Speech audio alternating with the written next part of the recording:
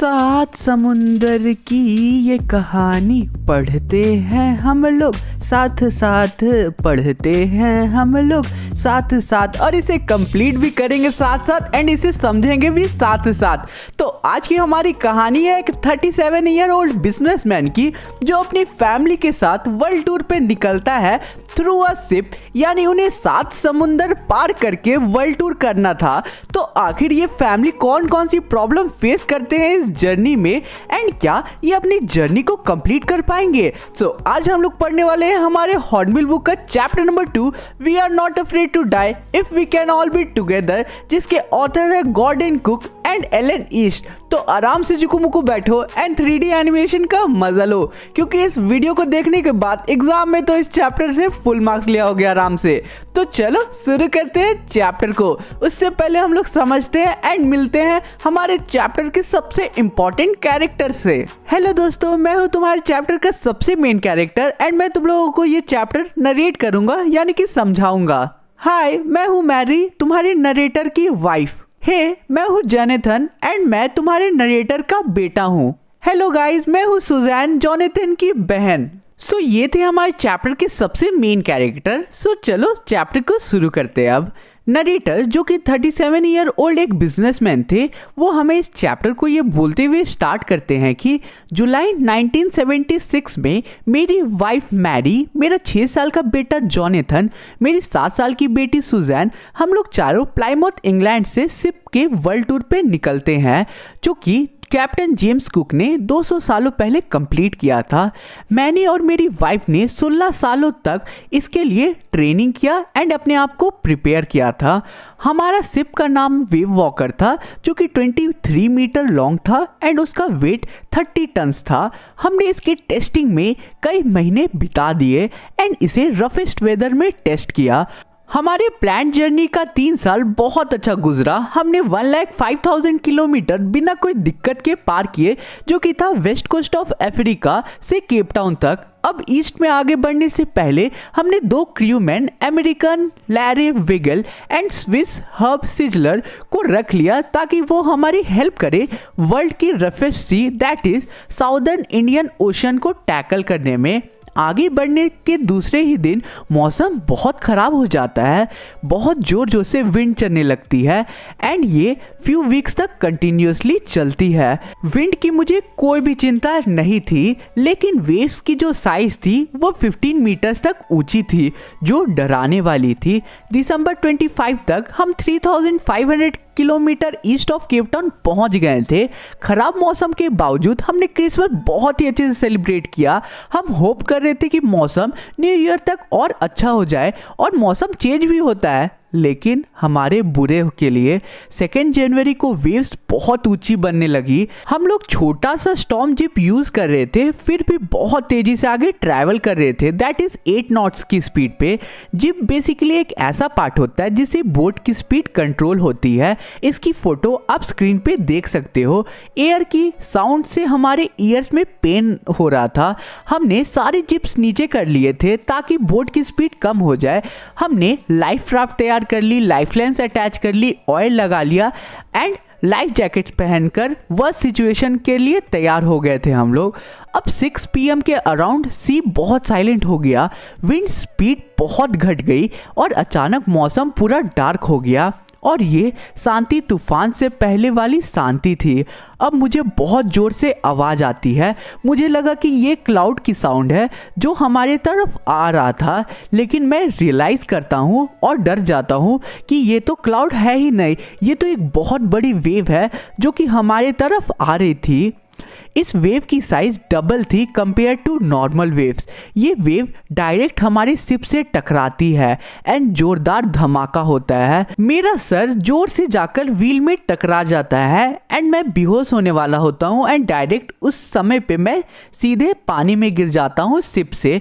मुझे लगता है कि मेरी डेथ बहुत ज़्यादा पास है एंड मैं उसे पीसफुली एक्सेप्ट भी कर रहा था। अनएक्सपेक्टेडली मेरा हेड पानी से खुद ब खुद बाहर आ गया। मैंने देखा कि शिप मेरे से कुछ मीटर्स की दूरी पे था एंड शिप हॉरिजॉन्टली पलट गई होती है, लेकिन अचानक ही दूसरी तरफ से एक जोरदार वेव आती है जिससे बोट फिर से सीधी हो जाती है। मैं तुरंत ही शिप पे जाता हूँ।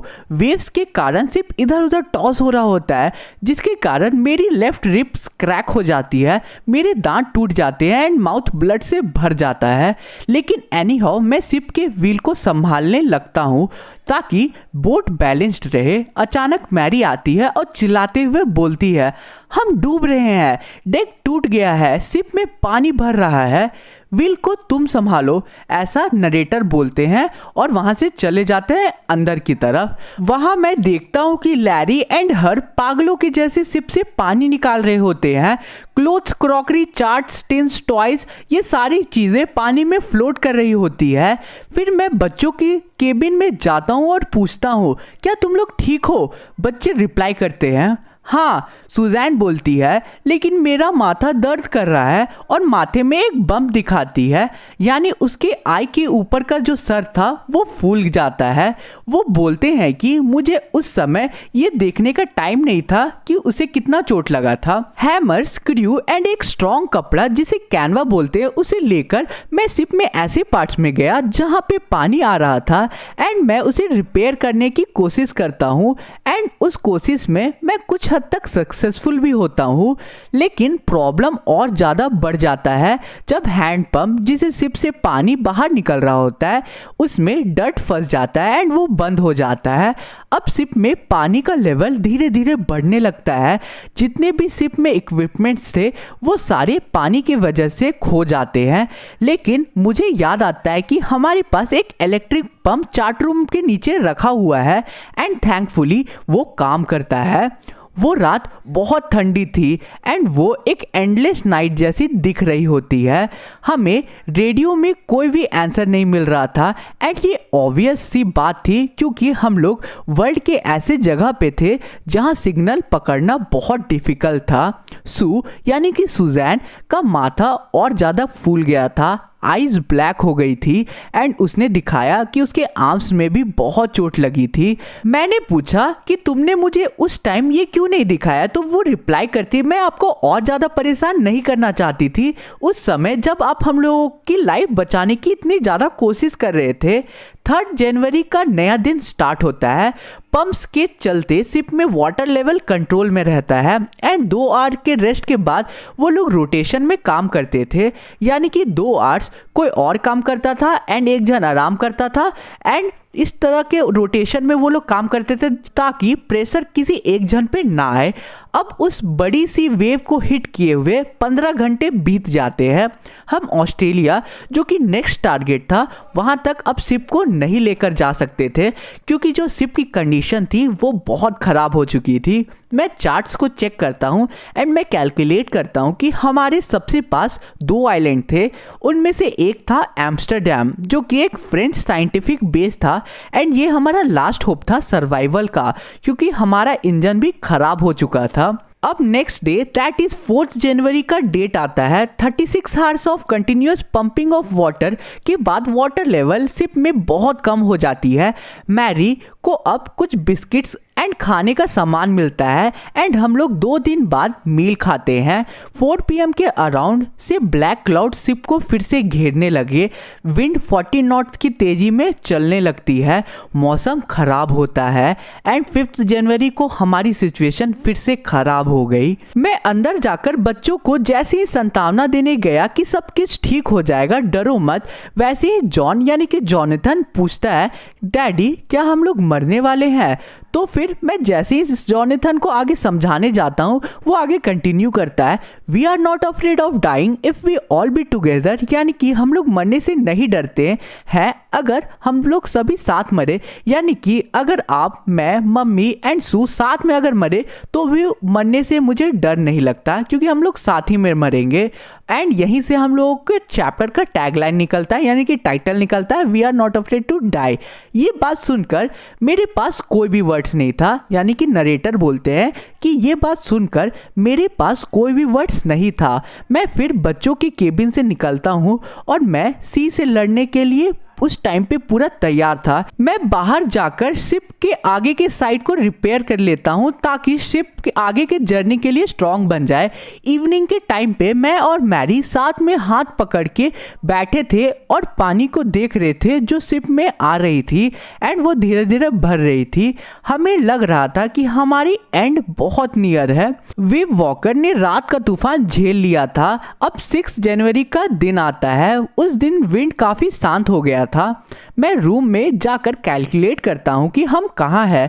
बहुत कैलकुलेट करने के बाद मुझे पता लगता है कि हमारे अराउंड 1,50,000 वाइड सी है एंड हमें उसमें 65 किलोमीटर की एक वाइड आइलैंड ढूंढनी थी, यानी कि ये काम लगभग में इम्पॉसिबल था।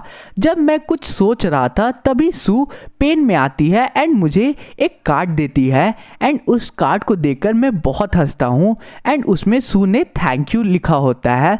अब ये देखकर मैं बहुत ज़्यादा मोटिवेटेड हो जाता हूँ। मैं रूम में जाकर बहुत सारे कैलकुलेशन करता हूँ ऐसे कंपास से जो पूरा एक्यूरेट भी नहीं था क्योंकि एक्यूरेट कंपास पानी में खो गया था। मैं कैलकुलेशन के बाद ऊपर के डेक में जाता हूँ 2 PM के अराउंड एंड लैरी को बोलता हूँ कि 180 डिग्री पे तुम शिप को टर्न कर लो, किस्मत अच्छी रही तो 5 PM तक हम लोग आइलैंड पे पहुँच जाएंगे।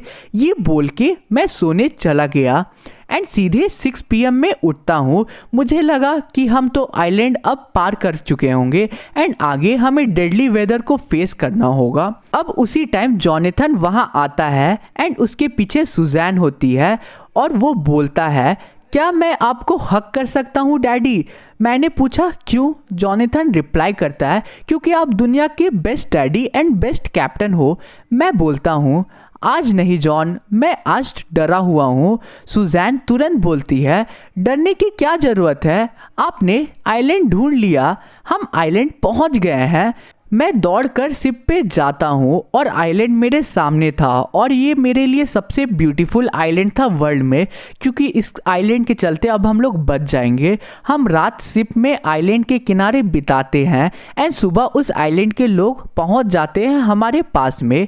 मैंने जैसे ही लैंड को टच किया तो मुझे बहुत सुकून मिला। सुजैन की ब्रेवरी को देखकर मैं बहुत ज़्यादा प्राउड में था और जॉनथन का statement we are not afraid to die was heart touching. So guys, इसी के साथ आज का हमारा ये चैप्टर कंप्लीट होता है। आई होप चैप्टर बहुत ही अच्छे से क्लियर आउट हुआ होगा तुम लोगों को। देखो, वीडियो बनाने में बहुत ज़्यादा लिटरली मेहनत लगता है, इसलिए तुम्हारा एक subscribe means a lot for me, ठीक है? तो सब्सक्राइब कर देना, वीडियो को लाइक करना एंड एक अच्छा सा प्यारा से कमेंट जरूर करना। मैं जरूर पढ़ूंगा कमेंट को एंड रिप्लाई भी दूंगा। सो मिलते हैं किसी और वीडियो में। Thanks for watching the video. What's left? The storms we chase are leading us, and love is all we'll ever trust. Yeah, no, I don't